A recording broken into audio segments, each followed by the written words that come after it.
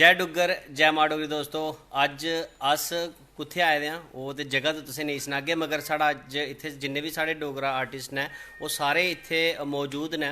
किस लेई ओह् भी तुसें गी हल्ले नहीं सनागे, मगर एह् है कि कुछ ना कुछ जेह्ड़ा तुंदे लेई नमां लेइयै जरूर आगे। ते मेरे कन्नै जेके मीडिया दे जाने माने पत्रकार आशीष कोहली जी होर ने जी, नमस्ते, राम राम।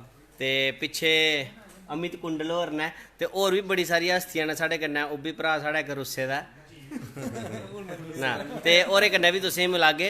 ते एह् है कि इक मैसेज दे रूप च जेह्ड़ा अस इक वीडियो लेइयै आगे तुंदे सामने, जेह्दे च इक मैसेज जेह्ड़ा है मतलब कि इक निचोड़ कड्ढियै मैं तुसेंगी मैसेज सनाना कि सारे जेह्ड़े ऐ इकजुट होई जाओ। जिन्ने भी साढ़े जम्मू दे भैन भ्राऽ न, जे इकजुट होइयै चलगे ते तां जाइयै जेह्ड़ा अस अग्गे ग्रो करी सकने, साढ़ा जम्मू अग्गे बधी सकदा है। ते आशीष जी तुस केह् आखना चाहगे जेह्ड़ा भी अज्ज अस प्रोजेक्ट करने लेई आ रहे हैं?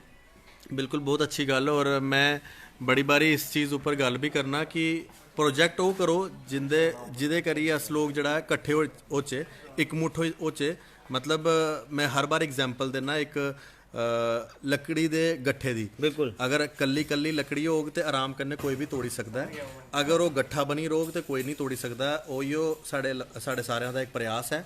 लड़ान दी बड़े लोग कोशिश करते हैं और साढ़े डोगरे च एक छोटी जी प्रॉब्लम है, बड़ी जल्दी लड़ना शुरू हो जाते हैं। ते लड़ना नहीं है, आपस च यूनिटी बनाई रखनी है। तुस यूनिटी बनाई रखगे ते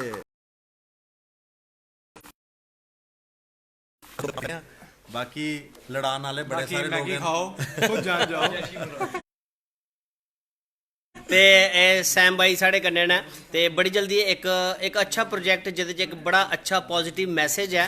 ठीक है, मैसेज ये है कि असें सारे इकजुट होइयै रौह्ना। ठीक है, बिल्कुल। ते सैम जी केह् सनेहा देना चाहगे? बिल्कुल। और पहले तो मैं अपने बड़े भरा कुलदीप भाई और बड़े भरा आशीष भाई का बड़ा शुक्रिया करना कि अज जेह्ड़ा मैं एक नवा प्रोजेक्ट, एक नवी कोशिश डोगरी इंडस्ट्री आस्ते, डोगरी दे आस्ते मैं करा ना, इन्हें मेरा साथ दिता। और इक्को बारी मैं बोलिया कि भाई असें किट्ठे काम करना है, किट्ठे प्रोजेक्ट लाना है। इक्को बारी हाँ की मैं कुछ ने भाई यार मैं नहीं आ पाऊंगा, मेरा पेट खराब है, ऐसे वाला कोई टच नहीं लगाया। और यही मैं चाहता था हमेशा से कि भाई साड़ी एक डोगरी इंडस्ट्री होनी चाहिए। और इयो डोगरी इंडस्ट्री अगर सारे किट्ठे होइए अस कोई मतलब प्रोजेक्ट लेइयै आंदे हैं डोगरी दे आस्ते, ते मारे एक सपोर्ट सानू चाहिदी है। जिल्ले भी कोई प्रोजेक्ट आंदा है मता कोला मता लाइक करो, शेयर करो, कमेंट करो। और जल्दी ये प्रोजेक्ट आवा दा साडा सैम्स प्रोडक्शन यूट्यूब चैनल उपर। और जिन्ने भी साढ़े जम्मू दे आर्टिस्ट हैं और वो सारे इस प्रोजेक्ट च अपना साथ देआ दा, योगदान देआ दा। और मैं एक चीज़ ऐड करगा, मेरे कन्नै दोनों मेरे भरा न, एक कुलदीप हंस होर हैं जेह्ड़े बड़े गै फेमस हैं, और दुए सैम्स प्रोडक्शन दी पूरी टीम है संयम भंडो दी। दोएं दा कोई मुकाबला नहीं है। ते अज तुस देखो बड़े सारे लोग आपस च लड़ान दी कोशिश करते हैं, जिसले भी दिखते हैं कि कोई आर्टिस्ट अग्गे बधा दा है ते उनेंगी लड़ांदे न। इनेंगी सिल्वर बटन थ्होए दा है, इंदे 1 लक्ष तो मते फॉलोअर हो गेदे न, लेकिन लोकें गी ये चीज़ पसंद नहीं आती है। लेकिन उंदे ऊपर एक बड़ा बड्डा जवाब ये दोए आर्टिस्ट इसलिए कट्ठे देआ दे न कि अस लोग सारे कट्ठे हाँ ते मैं इंदे कन्नै हाँ। जिसले भी सपोर्ट की लोड़ पौंदी है मैं इंदे कन्नै खड़ोता होना। ते बाकी लड़ान दी डोगरा जर्नलिस्ट अपना माइक लड़ान दी मामी की कसम, वो जो माइक होता है ना वो बड़ों को चुभता है यार। ये माइक जो है बस लड़ना नहीं है और आपस च कट्ठे रोना। और जिन्ने भी साढ़े नवे यंगस्टर्स हैं, ये दो भरा मेरे कन्नै, इन्हें गी तुस सोशल मीडिया पर अप्रोच करी सकते हो।